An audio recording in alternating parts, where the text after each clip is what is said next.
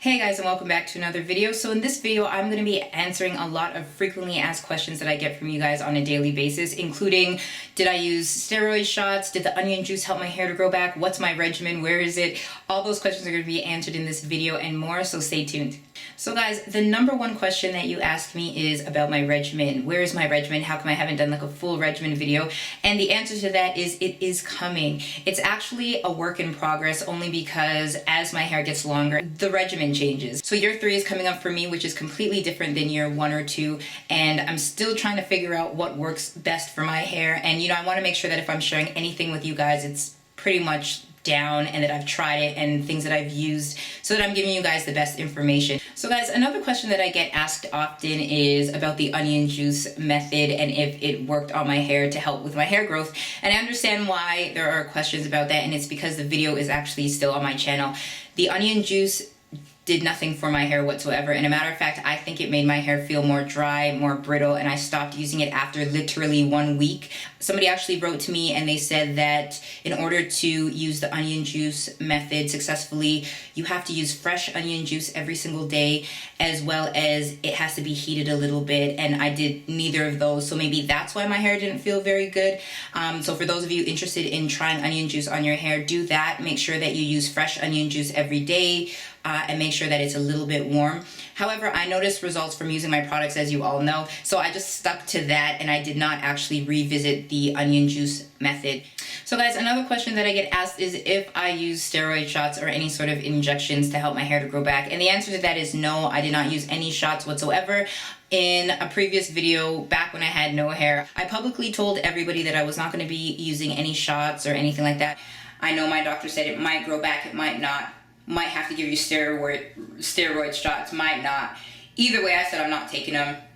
I have more to my life than to worry about my hair, and to me the steroid shots, you just don't know what you're putting in your body. I don't want any part of that. So I already told my husband and I agreed I wasn't going down that road. And from the research I've done over the years and from what people have written to me, I've only heard negative stories. I've seen that there's a lot of negative side effects from taking the steroid shots. I just felt like steroid shots was not something that I wanted to ever really venture into. So I did not take medication whatsoever. All of this hair growth is au naturel. So another question that I get is how long did it take for my hair to grow back? From the time I found out I had the bald spot till the time it grew back was probably about 1.5 years. But from the time I was using my products till the time it grew back was about 6 months to a year. So the math is in there somewhere, but it basically overall took about 1.5 years to see full results. But it's going to vary from person to person. Another question that I get is there any other way to contact me besides leaving comments down below? And I understand that a lot of you have a lot of questions based on your hair growth and questions that pertain to you particularly. So I do have a way that you can contact me. If you go to my website, there is a section called phone consultations, and you can click on that and book a consultation with me and you can call me. So another question that I get asked is, did my hair grow back evenly? And the short answer to that is no, it did not grow back evenly at all. On the side with the alopecia, it is still shorter than the side that did not have alopecia. However, it is growing, it is flourishing. I don't want to keep cutting the healthier side to match up with the side that had the alopecia, just because I feel like my hair is just always going to be shorter. So I just continue to let it grow, and now the parts that are healthy that never had a problem, like the crown of my hair, has actually covered up the section where the alopecia was. Basically, even though the side did not grow evenly, you can't really tell. So some of you want to know what is my actual hair type, and from this, obviously, it's hard to tell. My hair is in a very messy twist out that was blow dried. So I know it's very difficult to figure out what the actual texture of my hair is. My texture is 4C. I know it's hard to believe. If you look back on my other videos, you can clearly see that it is very tightly coiled. It gets very dry easily. It's very fragile. It's a lot of things, but it is definitely 4C. As it gets longer, the curls might loosen a little bit just because of the weight that the length is getting, pulling onto your hair. But it is 4C. So guys, I get a lot of questions about my products for those of you who are inquiring about wanting to use them. The major questions are, can you use it if you are natural, based on your hair texture, because a lot of people don't have the same hair texture as me, if you're a man or a woman. And the answer to that is you can use the products no matter who you are. Go ahead and try out those products if you're interested in it.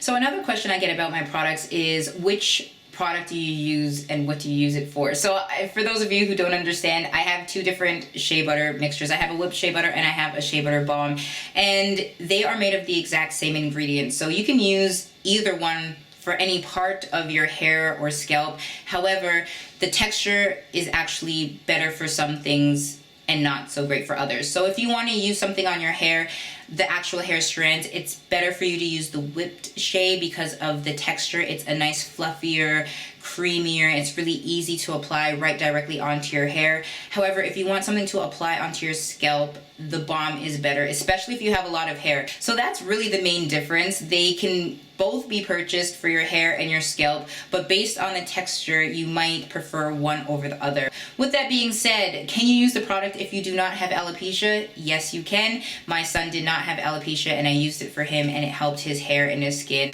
Another question I get about the products is, do you have to rinse the shea butter out of your hair? And this is an interesting question because when I was using the shea butter on my hair, I rinsed it out every day or every other day, only because I was paranoid that there was going to be product buildup on my scalp. However, over the years, through the research I've done, the products that I use to make the shea butter mixture actually are very good at absorbing into your skin and they don't really cause product buildup. But a rule of thumb is that if you're using any products at all, make sure that you at least do a thorough wash of your scalp once a week or every other week, just to make sure that your scalp is clean and that your hair follicles are clear. That's very important for hair regrowth and just making sure that you have healthy hair and healthy scalp. So feel free to try out the products even if you don't have alopecia, and whether you're a man, woman, child, feel free, except for if you're 5 and under, the black soap shampoo is probably not the best for little baby eyes. So guys, those are some of the questions that you've asked me, and those are some of the answers that I could provide at this time. If you guys have any more questions about my hair growth journey, my regimen, my products, go ahead and leave them down below and I will try my best to answer them in the comment section. If you guys have not subscribed to my Facebook page, please subscribe to my Facebook page. I have pictures that I want to post up there for you guys throughout 2016. I communicate with you guys on there. And if you guys have not subscribed to this channel, please subscribe, like the videos, share the videos. But most importantly, guys, thank you so much for watching another one of my videos. Don't be a stranger. Let's stay connected, and I will see you soon. Bye, guys.